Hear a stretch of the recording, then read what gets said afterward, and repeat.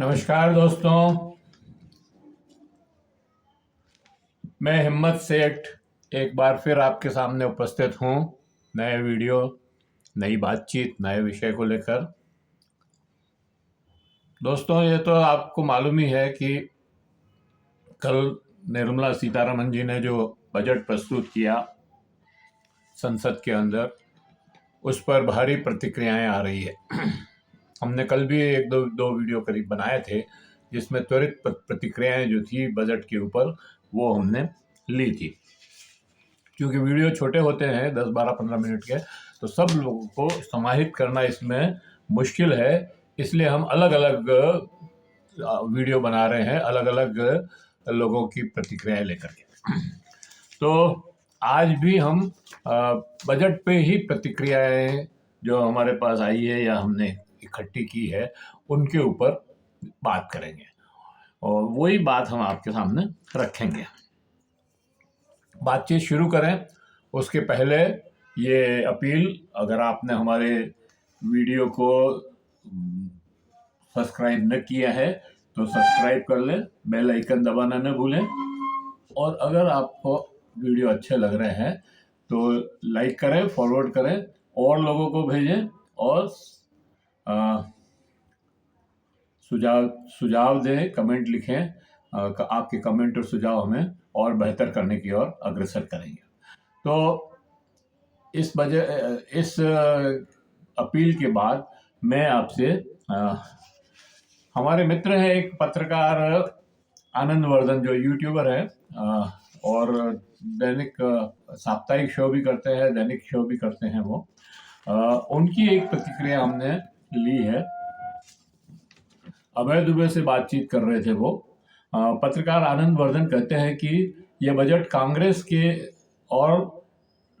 कांग्रेस के नेता राहुल गांधी के से भयभीत होकर बनाया गया है और उनके न्याय पत्र की गई घोषणाओं का इस पर साफ साफ असर नजर आता है। उन्होंने कहा कि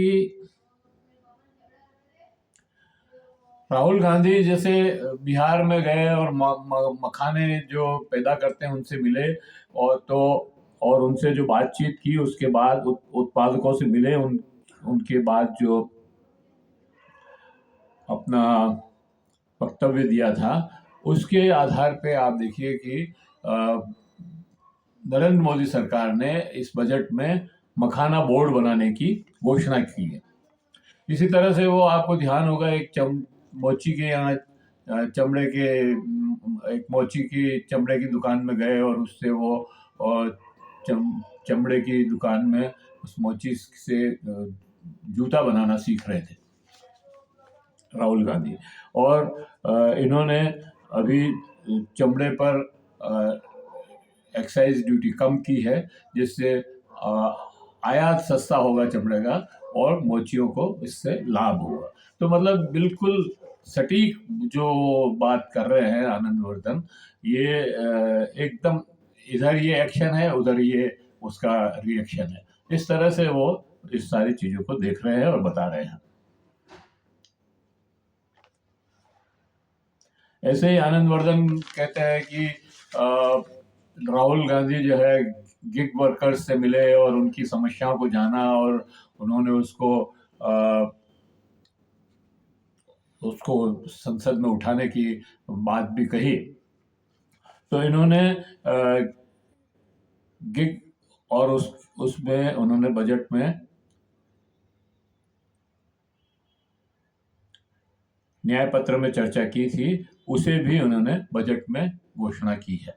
मतलब भाजपा के बजट में कांग्रेस के नेता की जो चर्चाएं थी, जो न्याय पत्र में जो उन्होंने मांग की थी, उनका समावेश है। ये एक बहुत बड़ी बात है। ये आनंद वर्धन ने ही नोट की है, बाकी लोगों ने इसको इस तरह से नोट नहीं किया। नोट तो की होगी, बहुत सारे लोगों ने बात की होगी, गिग वर्कर्स पे भी बात की होगी, मखाना बोर्ड पे भी बात की होगी, और लेकिन ये सब दिखावे हैं। दिनेश के बोरा तो कल कह ही रहे थे कि ये सब दिखावे हैं, इनमें कुछ होना वाना नहीं है। बस अब ये चुनाव बजट, ये बिहार और दिल्ली के चुनाव हैं, ये पूरे हो जाए तो ये बजट भी फिर ऐसे ही ये मखाने वखाने और सब। अभय दुबे मानते हैं कि ये सरकार मध्यम वर्ग के और विशेष तौर पर शहरी मध्यम वर्ग से डरी हुई है। उन्हें बांग्लादेश के विद्रोह से ये सरकार जो है बांग्लादेश के विद्रोह से भयभीत है, क्योंकि बांग्लादेश में भी छात्रों ने जो विद्रोह किया, वो छात्र कोई वंचित वर्ग से या नीचे के तबके के नहीं थे, वो यूनिवर्सिटी में पढ़ने वाले छात्र थे। इसका मतलब वो मध्यम वर्ग से जुड़े हुए छात्र थे और उन्होंने वहाँ पर जो विद्रोह किया और विद्रोह के बाद उस शेख हसीना सरकार को हटा दिया। इनको ये डर लग रहा है कि राजस्थान हिंदुस्तान में भी इस तरह का छात्र विद्रोह न हो जाए, इसलिए इन्होंने मध्यम वर्ग को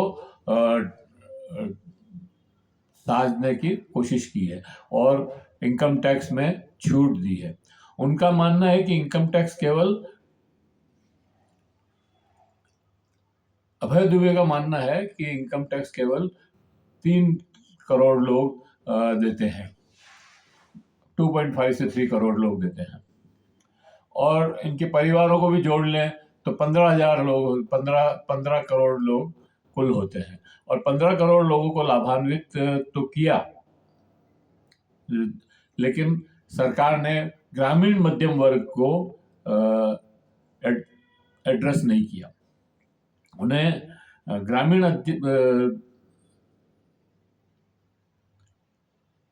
अर्थव्यवस्था को बूस्ट करने के लिए ग्रामीण इंफ्रास्ट्रक्चर पर खर्च करना चाहिए, जो नहीं किया गया है।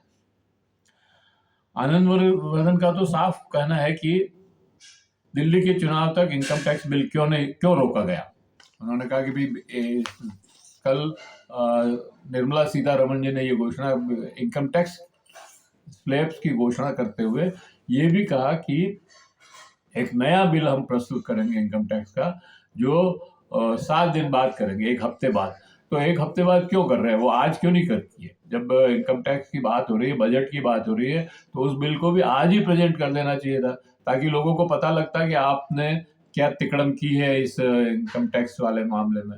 अब चूंकि दिल्ली के चुनाव हैं और दिल्ली में अधिकतर लोग मीडियम क्लास, मध्यम वर्गीय लोग हैं, नौकरी पेशा लोग हैं या दूसरे भी हैं, तो वो अधिकतर मतलब ज़्यादा परसेंटेज जो है मध्यम वर्गीय है।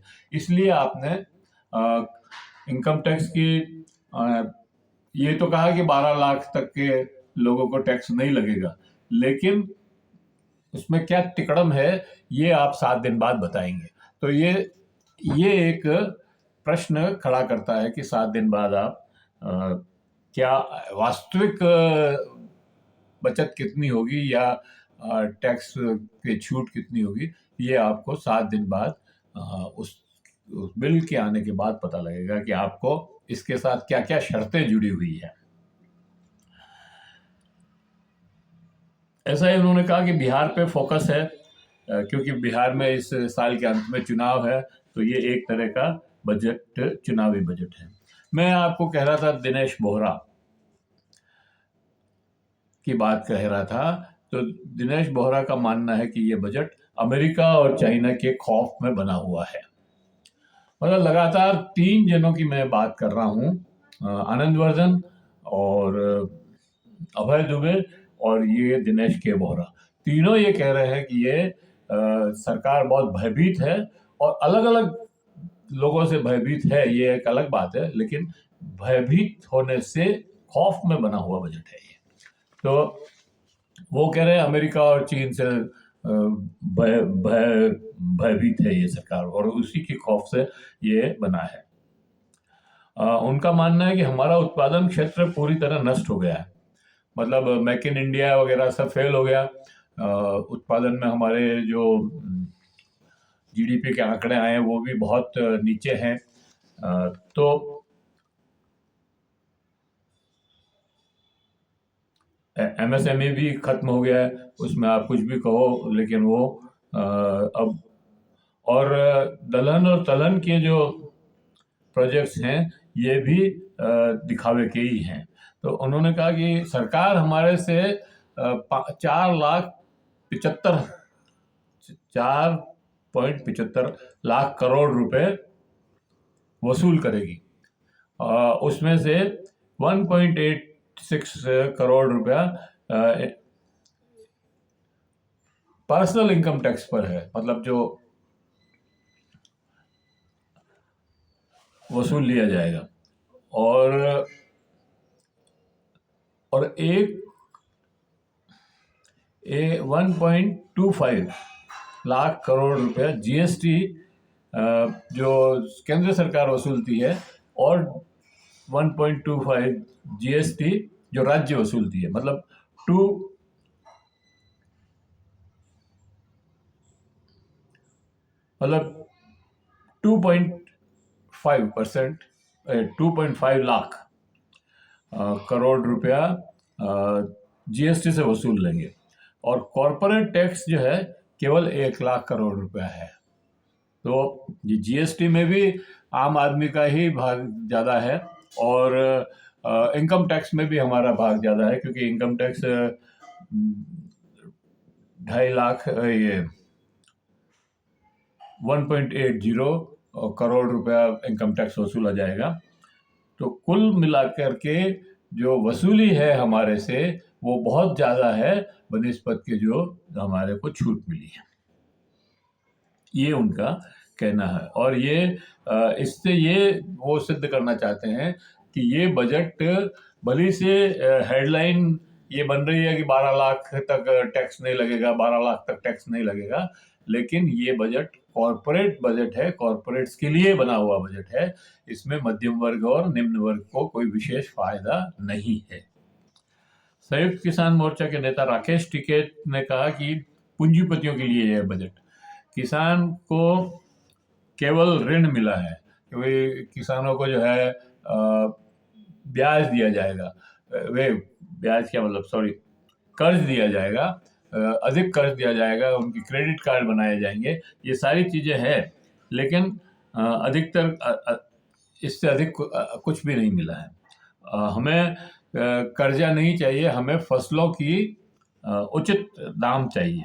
और उचित दाम का मतलब उनका था कि एमएसपी की लीगल गारंटी। एमएसपी की लीगल गारंटी अगर आप नहीं दे रहे हैं तो आप किसानों के साथ अत्याचार कर रहे हैं, और इसके सिवा कुछ नहीं कर रहे हैं। तो ये राकेश टिकैत कह रहे हैं। राकेश टिकैत कह रहे हैं कि जो कर्ज आप दे रहे हैं उस पर भी टैक्स बहुत ज़्यादा है। 1% टैक्स होना चाहिए ईयरली, साल का 1% टैक्स पे आप किसानों को कर्ज दें फसलों के लिए। तो ये उनका, और एमएसपी की लीगल गारंटी चाहिए। कर्जे माफ़ करने का इस बजट में कोई प्रावधान नहीं किया है, और इस तरह से किसानों को आपने निराश ही किया है। अब मैं राजस्थान के 2-3 नेताओं, विपक्ष के नेताओं की बात करता हूं। राजस्थान प्रदेश के विधानसभा में प्रतिपक्ष के नेता टीकाराम जूली ने उदयपुर प्रवास में भाजपा सरकार पर व्यंग करते हुए कहा कि भाजपा की सरकार कहती है डबल इंजन की सरकार है हमारे यहाँ, केंद्र में भी हमारी सरकार है, राजस्थान में भी भाजपा की सरकार है। तो इसका फायदा क्या हुआ? सरकार ने, उन्होंने कहा कि इस बजट में राजस्थान का नाम तक नहीं है, कहीं कहीं जिक्र तक नहीं किया उन्होंने, और इस तरह से राजस्थान को बिल्कुल इग्नोर किया है, जबकि डबल इंजन की सरकार है। तो उन्होंने कहा कि इसका जो है जवाब देगी कांग्रेस की ये जनता निकाय चुनाव में।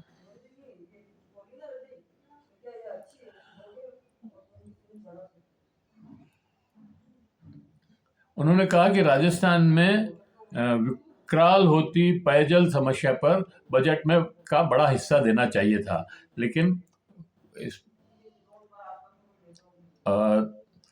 लेकिन इसमें कुछ नहीं दिया है।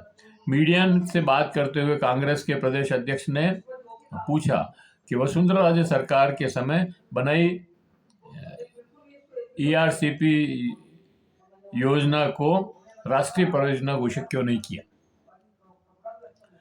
उन्होंने कहा कि राजस्थान के बजट में न तो मेडिकल कॉलेज मिला है न यूरिया प्लांट। प्रदेश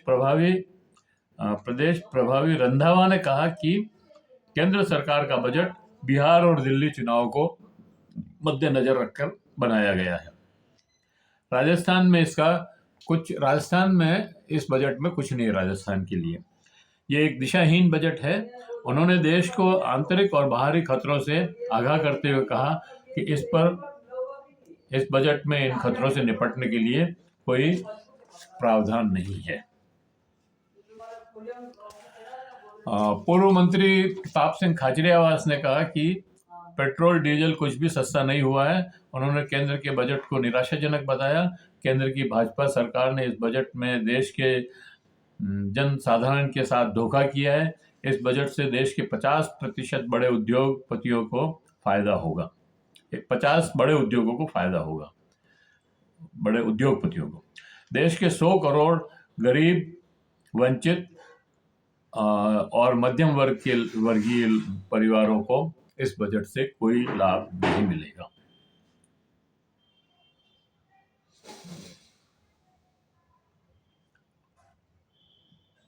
इस बजट में कुछ नहीं मिला।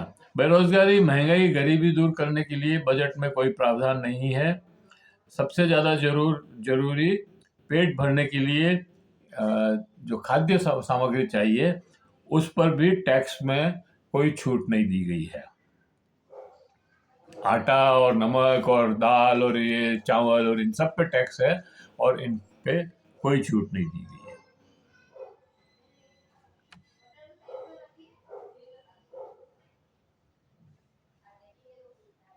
पूर्व मुख्यमंत्री अशोक गहलोत ने कहा कि देश में कर्ज ये बजट कर्ज बढ़ाने वाला बजट है साबित होगा।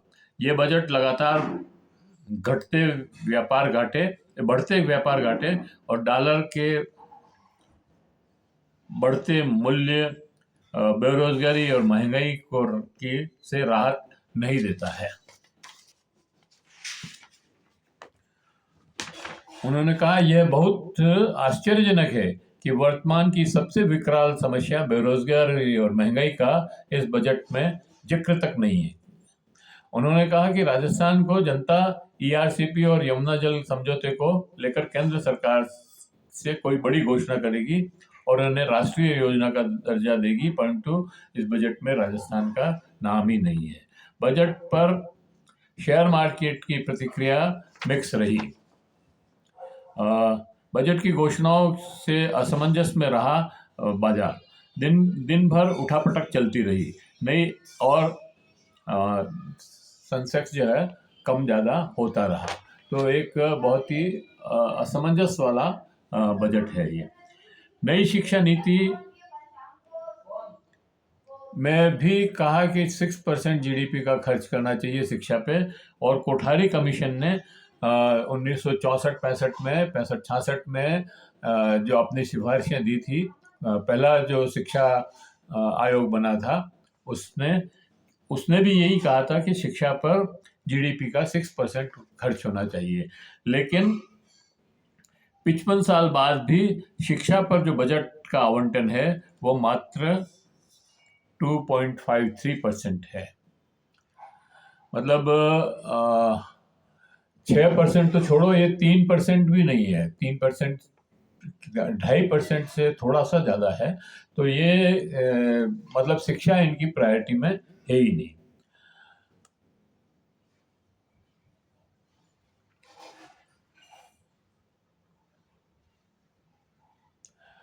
उन्होंने कहा कि कहने को तो 1 लाख नहीं, हाँ, 1 अरब 28 करोड़ नहीं,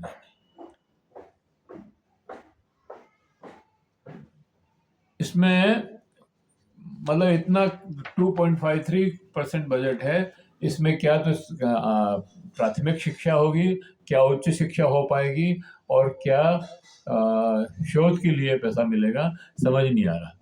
और शिक्षा जो है सरकार की बुनियादी आवश्यकता नहीं है। शिक्षा सरकार की प्राथमिकताओं के बाहर है और इसलिए शिक्षा एक व्यापार बनती जा रही है। हमारा मानना है शिक्षा के बिना देश देश समान शिक्षा के बिना देश में गैर बराबरी खत्म करना मुश्किल ही नहीं असंभव है। डॉक्टर लोहिया ने आज से 60 साल पहले कहा था कि देश में विषमता मिटाने के लिए समान शिक्षा जरूरी है। उनका नारा था, राष्ट्रपति का बेटा हो या जमादार की संतान, सबको शिक्षा एक समान। पता नहीं हमारे राजनेता इस बात को कब समझेंगे। उनको विषमता से भी कोई मतलब, हमारे जो आज के जो राजनेता हैं जो बजट बना करके दे रहे हैं और जो बड़ी बड़ी घोषणाएं अपने उसमें कर रहे हैं, उनको भी अभी इस विषमता से भी शायद कोई गुरेज नहीं है। इसलिए वो लगातार विषमता बढ़ाने वाले बजट ही प्रस्तुत कर रहे हैं।